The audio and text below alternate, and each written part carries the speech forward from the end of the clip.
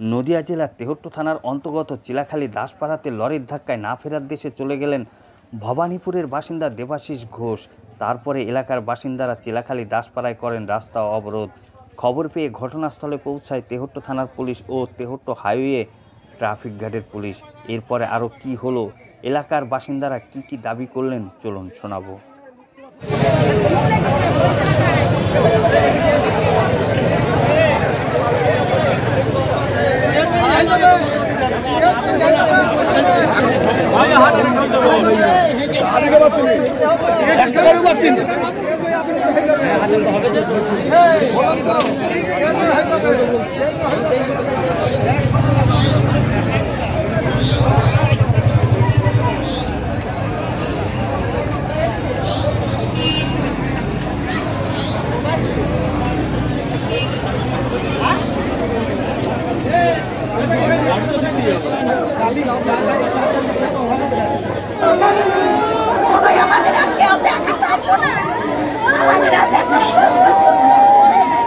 আচ্ছা, আজকে দেখা যাচ্ছে চিলাখালী এলাকায় অবরোধ চলছে, কি কারণে অবরোধ একটু বলবেন?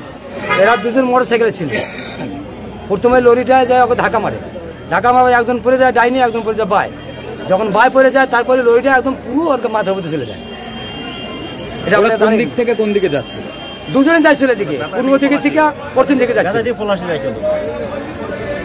দুজনে যাইছিল পলাশির দিকে। আপনি এটা সচক্ষে দেখেছেন? হ্যাঁ, সচক্ষে দেখেছি, আমি জলও ঢেলেছি। জল ঢালার পর উনি মানে সেইখানেই কি মারা যান? হ্যাঁ, সেইখানেই মারা গেছে, কোনো জবাবই দিতে পারেনি উনি। আর আরেকজন যিনি অসুস্থ আছেন তিনি কোথায়? তিনি এখন আছে এখানে। প্রথম ওনাকে জিজ্ঞাসা করেছিলাম, উনি কোনো কথা বলে দাঁড়িয়ে আছে এভাবে।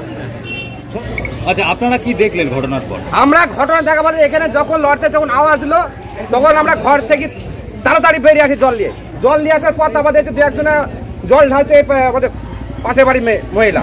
আচ্ছা, ওখান থেকে তারপর দেখছি লরির ড্রাইভারটা পেছন করে তাকাচ্ছে, খালি সেটা পেছন তাকাচ্ছে, যে পড়ে গেল। এবার ওখান থেকে আমরা ছুটতে আসি জল নিয়ে দেখলাম যে এরকম পরিস্থিতি অবস্থা পড়ে আছে। হ্যাঁ, তারপরে লরিটা এখান থেকে কাঁপতে গিয়ে সামনে গিয়ে লরিটা জোরে চলে গেল, খালি গাড়ি এলপে লরি।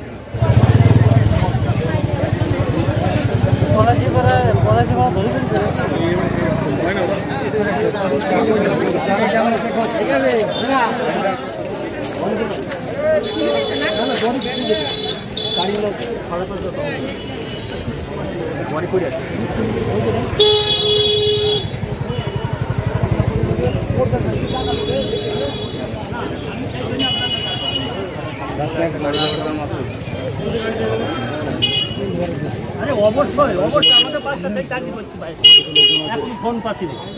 সমস্যা হচ্ছে এখানে গরমকাল, এখানে একটু দেরি হয়ে গেলে আজকে পোস্টমর্টম হবে না। আমরা যা করার সেটা আপনি একটু সুস্থভাবে এক জায়গায় বসেন।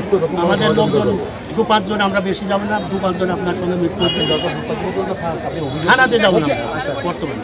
বলছি এখানে তো বেশি সময় দেখবেন, যেখানে সিসি ক্যামেরা আছে সেখানে গাড়িটা ধরার ব্যবস্থাটা করেন, করার পরে এখানে মৃত্যুটা